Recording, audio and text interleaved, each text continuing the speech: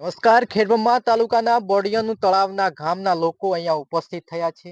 તેઓ ગંભીર મુદ્દો લઈને આવ્યા છે અને વાત કરીએ તો આ જે ગામની અંદર જે પ્રધાનમંત્રી આવાસ યોજના કે જે મકાનો જે મંજૂર થવાના હોય છે વર્ષોથી આ લોકોને આ મકાનો મળ્યા નથી તેવું બાંહેધરી આપી રહ્યા છે, જણાવી રહ્યા છે. ફોર્મો બી ભર્યા છે, તમામ ફોર્માલિટી કરવામાં આવી છે.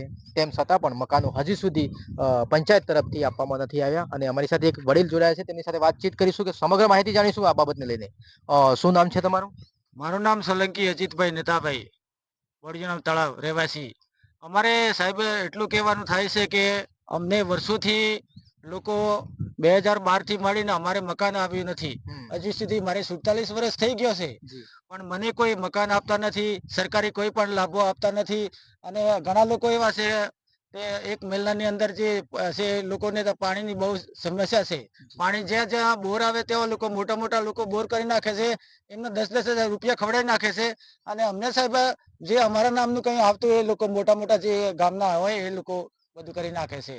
એટલે તમને વિનંતી છે સરકારશ્રીને કે આપ ગરીબ સુધી આવો સરકારી લાભ તમે આપી શકો તો વિનંતી છે સાહેબ.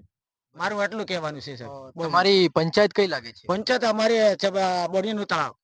બોડિયાનું તળાવ હાલ બંને તલાટી સબલિયા પંચાયતમાં બેસે છે અને અમારું વિભાજન પણ થઈ ગયેલું છે. બરાબર. તો કેટલાક વર્ષોથી તમારા મકાન નથી આવતા? સાહેબ મકાન લગભગ 15 વર્ષ જેવા થઈ ગયા, મકાન મારે નથી આવ્યું હજી સુધી. બરાબર.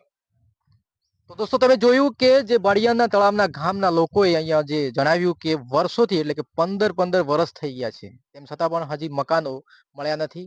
તમામ ફોર્માલિટી બાદ પણ મળ્યા નથી તેવું જણાવી રહ્યા છે. તો દોસ્તો આજના ખાસ રિપોર્ટ સાથે હું છું પ્રકાશ ડામોર. ધન્યવાદ.